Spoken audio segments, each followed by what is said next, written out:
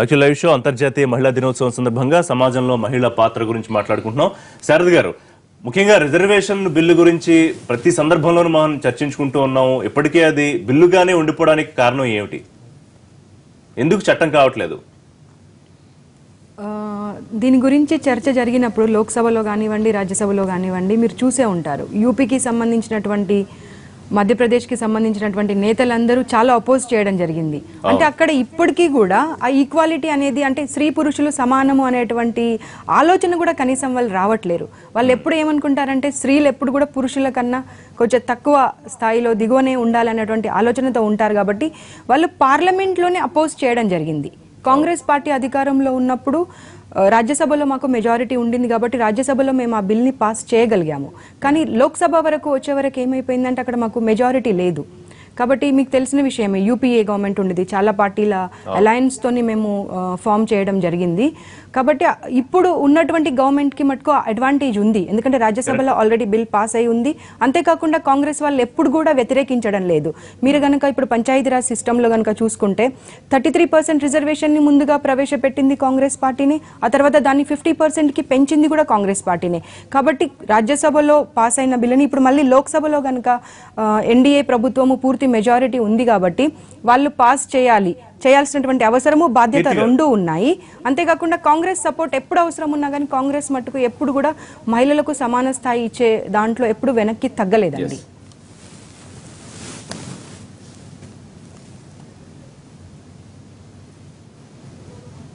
కీర్తి గారు, ఇవాళ మీకు బలం ఉంది లోక్సభలో, కావాలంటే దాన్ని ఇమీడియట్ గా ఇంట్రడ్యూస్ చేయొచ్చు, మూవ్ చేయొచ్చు, చట్టం చేయొచ్చు.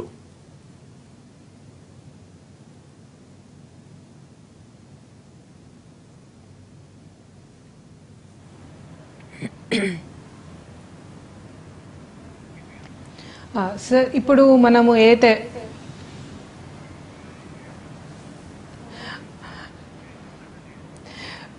ప్రతిదానికి ఒక ఇప్పుడు 10 సంవత్సరాలు ఒక సోనియా గారు వారి ప్రభుత్వానికి, వారి పార్టీకి అధ్యక్షురాలుగా ఉండి కూడా బిల్ని పాస్ చేయించలేకపోయినారు.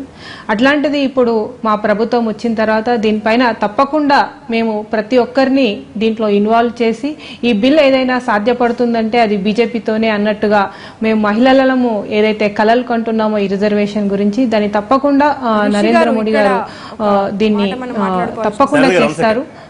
ఎందుకంటే ఇప్పుడు మనం చూస్తున్నాము, ఇంతవరకు మనకు ఎంతమంది మహిళలు క్యాబినెట్ హోదా మినిస్టర్స్ లో మనం ఉన్నామో చూస్తున్నాము.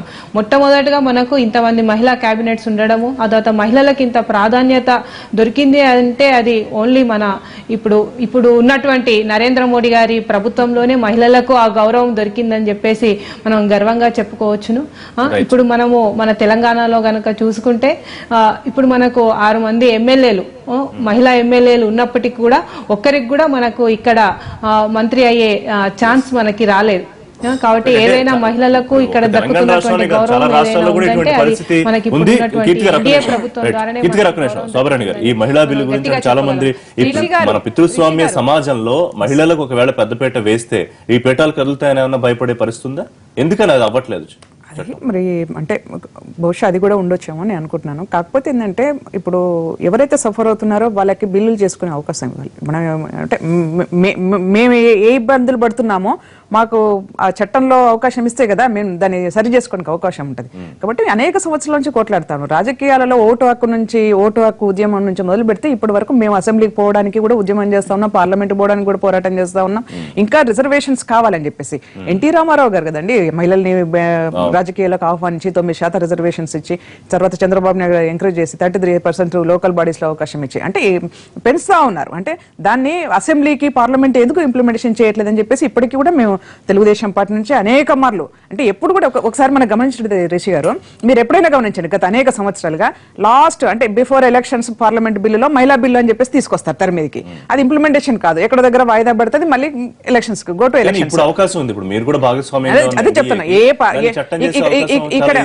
ఇక్కడ తెలుగుదేశం పార్టీ ఎలాంటి కండిషన్ వితౌట్ కండిషన్ గా 33% రిజర్వేషన్ కోసం కంపల్సరీ చంద్రబాబు నాయుడు గారి నాయకత్వంలో మేము సపోర్ట్ చేస్తా ఉన్నాం. కాబట్టి ఇవాళ ఏంటంటే భారతదేశంలో ఉన్నటువంటి నేషనల్ పార్టీస్ ఆధిక్యంలో ఉన్నాయి కాబట్టి డెఫినెట్ గా ఇవాళ పోయినసారి కాంగ్రెస్ పార్టీ ఉంది, సోనియా గాంధీ చేసే అవకాశం ఉంది, కానీ చేయలేకపోయినారు. ఇవాళ బీజేపీ చేస్తుందని చెప్పేసి మేము ఆశిస్తా ఉన్నాం. డెఫినెట్ గా ఇది చేయాలి. దీనికి ఏంటంటే భారతదేశంలో ఉండే చిన్న చితకా పార్టీలు అందరూ కూడా సపోర్ట్ చేయాల్సిన అవసరం కూడా ఉందని చెప్పేసి నేను భావిస్తాను. పురుష ఓటర్లు ఎక్కువ మన దగ్గర, ఆ కారణంతో ఏమన్నా మహిళా బిల్లు చట్టం కావట్లేదనే యాంగిల్ ఏమన్నా అనుకోవచ్చు? అంటే ఇది ఓటర్లకి సంబంధించింది కాదండి, ఇది లీడర్స్ కి సంబంధించింది. ఇప్పుడు ఆల్రెడీ ఎలక్టెడ్ లీడర్స్ వీళ్ళే కదా, సో ఆల్రెడీ వాళ్ళు వెళ్ళిపోయారు. Already they sitting in parliament. ఇక్కడ చూస్తుంటే మీకు టీడీపీ వాళ్ళు మేము సపోర్ట్ చేస్తామంటున్నారు, కాంగ్రెస్ వాళ్ళు మేమే చేస్తామంటున్నారు, బీజేపీ వాళ్ళు మేము ఖచ్చితంగా చేస్తామంటున్నారు. కానీ అందరూ కలిపి కదా చేయాల్సింది. ఇప్పుడు party every party says we are supporting, but రియాలిటీలో నో వన్ ఇస్ సపోర్టింగ్. ఇప్పుడు ఇప్పుడు వారు చెప్పినట్టు యూపీ రాష్ట్రంలో, అలాంటి రాష్ట్రాల్లో కానివ్వండి, బీహార్ లో సంబంధించిన కొంతమంది ఎంపీలు కానివ్వండి దీన్ని బహిరంగంగానే వ్యతిరేకిస్తారు. ఎందుకండి మొన్న మన ఇక్కడ ఒక రాష్ట్రంలో మహిళలకు రిజర్వేషన్స్ తీసుకొస్తే గవర్నర్ బంగ్లానే మొత్తం కూల్ చేసినటువంటి సందర్భం మనం చూసాం మొన్న రీసెంట్ గా. రాజీనామా కూడా చేశారు. అంటే రిజర్వేషన్ మహిళలు రాజకీయాల్లోకి రావద్దు, లేకపోతే మహిళలు బయటికే రావద్దు అనే పరిస్థితి ఇప్పటికీ కూడా బయటకు వస్తా ఉంటాయి. నాగాలాండ్ మన తెలంగాణలో కూడా చూస్తుంటే కొంచెం బాధాకరం అనిపిస్తుంది. అనేక ఉద్యమాలతోనే అనేక ఆశలతోనే తెలంగాణ రాష్ట్రం సాధించుకున్నాము. మరి కేసీఆర్ గారు ఎందుకో మహిళలకు అవకాశం ఎట్లా తెలియట్లేదు. ఆ గౌరవం రావాలి కదా, ఇప్పుడు కూడా స్ట్రగుల్ చేస్తా ఉన్నాము. కొత్తగా ఏర్పడిన రాష్ట్రంలో ఒకవైపు ఢిల్లీలో కేజ్రీవాల్ ప్రభుత్వం అట్లాగే ఉంది, తెలంగాణలో అట్లాగే ఉంది. అంటే మహిళలు లేనటువంటి క్యాబినెట్లు ఈ రెండు కనిపిస్తా ఉన్నాయి మనకు. ఇప్పుడు రిజర్వేషన్, ఇప్పుడు ఇంత డిస్కషన్ రిజర్వేషన్ నుంచి జరుగుతున్నా మనం ఫోకస్ చేయాల్సింది ఏంటంటే రిజర్వేషన్ ఉన్నా లేకపోయినా గ్రౌండ్ లెవెల్ నుంచి మనని స్ట్రెంథన్ చేయడం అనేది నీడ్ ఆఫ్ ద అవర్ అండి. బికాస్ రిజర్వేషన్స్ ఉన్నా కీర్తి గారు చెప్పినట్టు జరగట్లేదు అది. ఎందుకంటే ఇప్పుడు కీర్తి గారు చెప్పినట్టు జిరాక్స్ కాపీలు నడుస్తున్నాయి. ఈ రిజర్వేషన్ వచ్చిన బాగుపడేది అమ్మాయిలు ఉండరు. ఎందుకంటే the powers to be whoever are there, వాళ్ళ ప్లేస్ లో వాళ్ళ వైఫ్ ని వాళ్ళ పిల్లల్ని బాగుపడతామే తప్ప వాళ్ళు బయట పోరాటం చేయగలరు కానీ ఇంట్లో విభేదించి పోరాటం చేయలేని పరిస్థితి ఉంది. ఇప్పుడు ఎలాంటి లీడర్స్ వస్తున్నారు మనకి, వాళ్ళ హస్బెండ్స్ నే వాళ్ళు అపోజ్ చేయలేని లీడర్స్ వస్తున్నారు. వాళ్ళేం సొసైటీకి చేంజ్ తీసుకొస్తారండి? శారద గారు కరెక్టేనా? ఇంట్లో పోరాటం చేయడం కష్టం, అందుకే జిరాక్స్ లాగా మిగిలిపోతున్నారు అంటున్నారు పవిత్ర గారు. 2-3 అంశాలు. ఇప్పుడు వాళ్ళు ఒక అలిగేషన్ చేశారు, సోనియా గాంధీ గారు చేయలేకపోయారని. నేను చాలా స్పష్టంగా చెప్పాను, సోనియా గాంధీ గారు గనక చేయొద్దు అనే ఆలోచన ఉండుంటే రాజ్యసభలో బిల్ పాస్ చేసే వాళ్ళం కాదు మేము. తర్వాత ఇంకొక విషయం, అమరావతికి వచ్చినప్పుడు, అమరావతిలో మొన్న జరిగినటువంటి విమెన్ పార్లమెంటేరియన్ సభలో సుచిత్రా మహాజన్ గారు ఎంత అంటే వాళ్ళు మాట్లాడే విధానంలోనే అర్థమవుతుంది వాళ్ళకి అసలు ఈ రిజర్వేషన్స్ తీసుకురావాలా వద్దే అనేటువంటి అంశం. వాళ్ళు ఏమన్నారు, లోక్సభలో మెజారిటీ ఉండి కూడా లోక్సభ గురించి మాట్లాడట్లేరు. వాళ్ళు ఏమంటున్నారు, రాజ్యసభలో మాకు మెజారిటీ వచ్చినప్పుడు మేము బిల్ పాస్ చేస్తాము అనేటువంటి మాట. రాజ్యసభలో ఆల్రెడీ కాంగ్రెస్ పార్టీ హయాంలో ఉన్నప్పుడు బిల్ పాస్ చేయడం జరిగింది. లోక్సభలో మీకు మెజారిటీ ఉంది, మీరు లోక్సభ గురించి మాట్లాడండి. మేము మెజారిటీ ఉంది కాబట్టి బిల్ పాస్ చేస్తాము అనేటువంటి అంశం గురించి మాట్లాడండి. మహిళలు రాజకీయంగా ఎదగలిగిన కేవలం ఆ పేరు వరకే పాత్ర పరిమితం అవుతోందా? పెత్తనం చలాయించేది లేకపోతే నిర్ణయాలు తీసుకునేదంతా ఇంట్లో కీలకంగా ఉన్నవారే తీసుకుంటున్నారా? ఇనిషియల్ స్టేజ్ లో వాస్తవంగా అలా ఉండింది. ఎందుకంటే ఒకటేసారి all of a sudden 33% reservation వల్ల చాలా మంది పాలిటిక్స్ లోకి రావడం జరిగింది. దాంట్లో చాలా మంది ఇల్లిటరేట్స్ ఉండిరి. కాబట్టి వాళ్ళకి అసలు ఏ విషయాలు తెలియక వాస్తవంగా వాళ్ళ కొడుకు ప్రోద్బలంతోనో లేకపోతే భర్త ప్రోద్బలంతోనో పాలిటిక్స్ లోకి రావడం, కానీ ఎలా పరిపాలన చేయాలనేటువంటి విషయం తెలియక అలా డిపెండ్ అవ్వడం జరిగింది. కానీ ఇప్పుడు చాలా వరకు పరిస్థితులు మారాయి. వాళ్ళంతటా వాళ్ళు డెసిషన్ మేకింగ్ చేయగలుగుతున్నారు. అసలు ఆ గ్రామానికి ఏం కావాలి అంటే చదువు కన్నా విజ్ఞత ముఖ్యము. సొసైటీలో అవేర్నెస్, సొసైటీకి ఏం కావాలి అనేది ఆలోచనతో చేయగలుగుతున్నారు. కానీ అసెంబ్లీ అండ్ జిల్లా పరిషత్ చైర్మన్ లాంటి పదవులు లేదా లోక్సభ విషయాలకు వచ్చేవరకు ఏమవుతుందంటే, శోభరాణి గారు మాట్లాడుతూ చెప్పారు, మేము కష్టపడుతున్నాం కానీ కావాల్సినటువంటి గుర్తింపు రావట్లేదు. అక్కడ ఏమవుతుందంటే మళ్ళీ ఎవరో పెద్ద నాయకుడికి సంబంధించినటువంటి వాళ్ళే ముందుకు వస్తున్నారు. భయపడుతున్నారని ఏమైనా అనుకోవాలా? నాయకులు ఏమైనా భయపడుతున్నారా? మీరు ఏమైనా ఎదిగిపోతే వాళ్ళకి ఇబ్బంది అవుతుందని? ఆ మాట వాళ్ళే చెప్పాలి నాకు అర్థమైనంత వరకు అయితే. ఇంకొక ముఖ్యమైన అవసరం అండి, క్రైమ్ రేట్ గురించి కొంచెం దురదృష్టకరమైన అవసరమే. ప్రతి 3 నిమిషాలకి ఏదో రూపంలో మహిళ మీద దాడి జరుగుతోంది. శోభరాణి అంటే ఎట్లా, వ్యవస్థలో లోపమా లేకపోతే చట్టాల్లో లోపమా, ఎట్లా చూడాలి? రెండు అనుకుంటాను. వ్యవస్థలో మన పెంపకంలోనే, కుటుంబంలో పెంచుతున్నప్పుడు పెంపకంలోనే తేడా కనిపిస్తున్నది. అక్కడ ఈక్వల్ మనం మన తల్లిని చెల్లిని ఎట్లయితే గౌరవిస్తామో బయట సమాజంలో స్త్రీని కూడా అదే విధంగా గౌరవించుకోవాలనే ఒక కాన్సెప్ట్ వల్ల అందరికీ రావాల్సిన అవసరం ఉంది. అట్లాగే చట్టాలు చాలా లూప్స్ ఉన్నాయి. వాడు రేప్ చేస్తాడు, లేకపోతే అమ్మాయిలు వేధిస్తాడు, మళ్ళీ పోతాడు, బెయిల్ తీసుకొని వస్తుండే దర్జాగా తిరుగుతాం. ఆ భయం కల్పించలేకపోతున్నాం ఇప్పటికి కూడా. వచ్చిన పకడ్బందీగా ఇంప్లిమెంటేషన్ జరగట్లేదు కదా. ఈ రోజు కూడా బయటికి ఎంత సాఫ్ట్ ఇంజనీరింగ్ చేస్తున్నారు, బీటెక్ చేస్తున్నారు, ఎంటెక్ చేస్తున్నారు, ఆఫీస్కి వెళ్తున్నారు, రిటర్న్ వచ్చేటప్పటికి ఏదో ఒక అయితే జరుగుతూ ఉంది, మళ్ళీ అమ్మాయి అక్కడ సఫర్ అవుతా ఉంది. ఎందుకు ఈ వివక్ష ఇప్పటి వరకు కూడా కొనసాగుతుంది అనేది ఒక పెద్ద క్వశ్చన్ మార్క్. అంటే దాని నుంచి బయటికి ఇప్పుడు గాంధీ గారు చెప్పారు, అర్ధరాత్రి కూడా అమ్మాయి బయటికి వెళ్ళి ఇంటికి వచ్చినప్పుడు నిజమైన స్వతంత్రం వచ్చిందని చెప్పేసి మహాత్మా గాంధీ గారు చెప్పారని చెప్పేసి మనం చదువుతా ఉన్నాం. ఇవాళ పట్టపగలే బయటికి వెళ్ళలేని పరిస్థితి ఉంది. ఎక్కడ చూసినా వివక్ష ఉంది. అదెందుకు ఋషి గారు? రాజకీయాల్లో కానీ బయటికి వెళ్తున్నప్పుడు కానీ ఎక్కడో దగ్గర మా లాంటి వాళ్ళని కూడా ఇప్పటి వరకు ఇబ్బంది పడతా ఉన్నాం పరిస్థితి కనిపిస్తా ఉన్నది.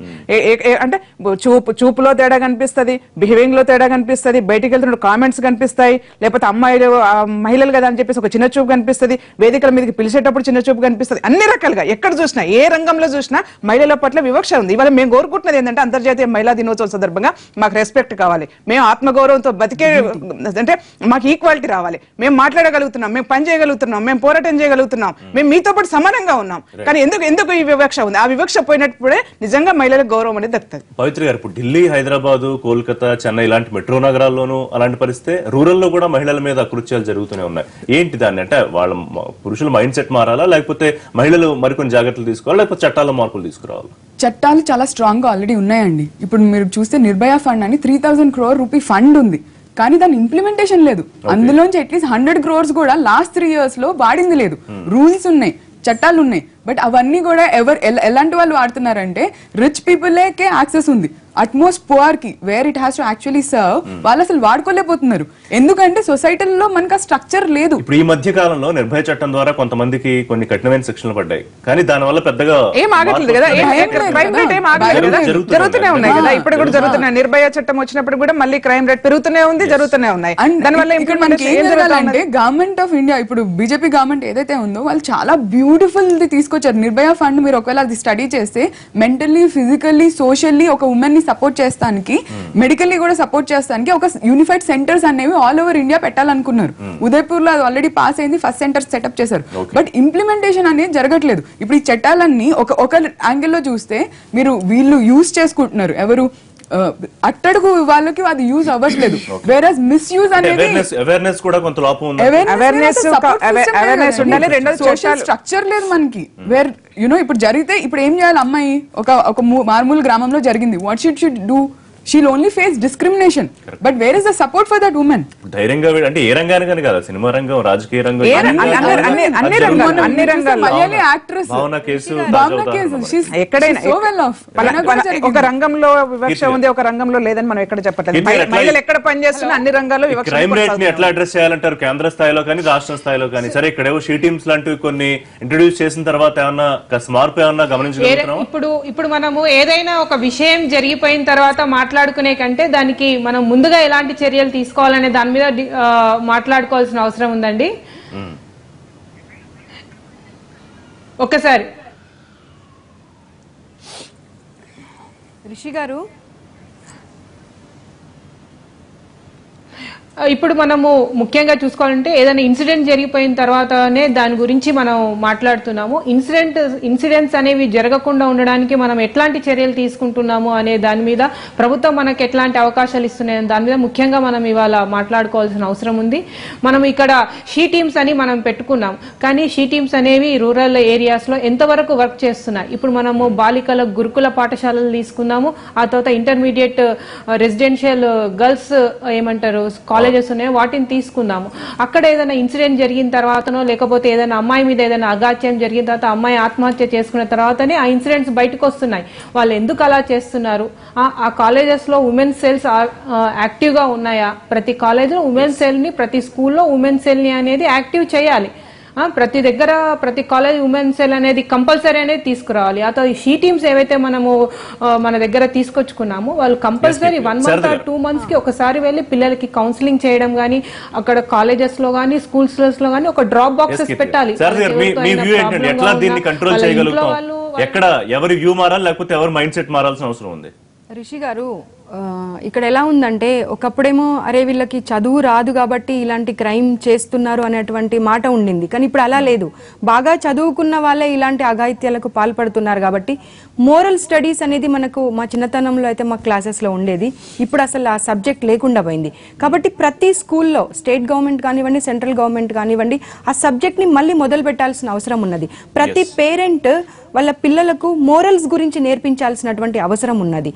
ఆ మాట అది నేర్చుకుంటేనే మనము అంటే మన డెవలప్మెంట్ అనేది మనం ఎన్ని బిల్డింగ్స్ కట్టామా, ఎంత మంచి కార్లు కొన్నామా, ఎంత కాస్ట్లీ చీరలు నగలు వేస్తున్నామా అనే దాన్ని బట్టి చూడకూడదు. ఎంత మోరల్ వాల్యూస్తోని మనం ముందుకెళ్తున్నామా అనేటువంటి ఆలోచన గనక చేస్తే అప్పుడే మనం అభివృద్ధిలోకి వెళ్తున్నట్టుగా మనము చూడాల్సిన అవసరం ఉంది. అంతేకాకుండా పవిత్ర గారు అన్నట్టుగా యూపీఏ గవర్నమెంట్ ఉన్నప్పుడే నిర్భయ యాక్ట్ అనేది తేవడం జరిగింది 3,000 కోట్ల రూపాయలతోని. కానీ ఇంతవరకు కూడా అసలు ఆ ఫండ్ ని ప్రాపర్ యూటిలైజేషన్ జరగట్లేదు. అదొకటి.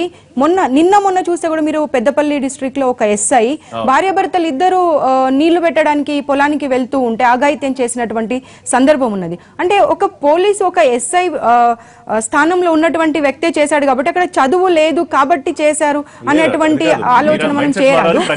ఇంకొక మాట బీ బోల్డ్ ఫర్ చేంజ్ అనే థీమ్ తో ఏదైతే అంతర్జాతీయ మహిళా దినోత్సవం జరుగుతోందో ఆ బోల్డ్నెస్ రావాలి. అలాగే మరింత కాన్ఫిడెంట్ గా మహిళలు ముందడుగు వేయాలి. దానికి పురుష సమాజం నుంచి కూడా కీలకమైన సపోర్ట్ చాలా ముఖ్యం.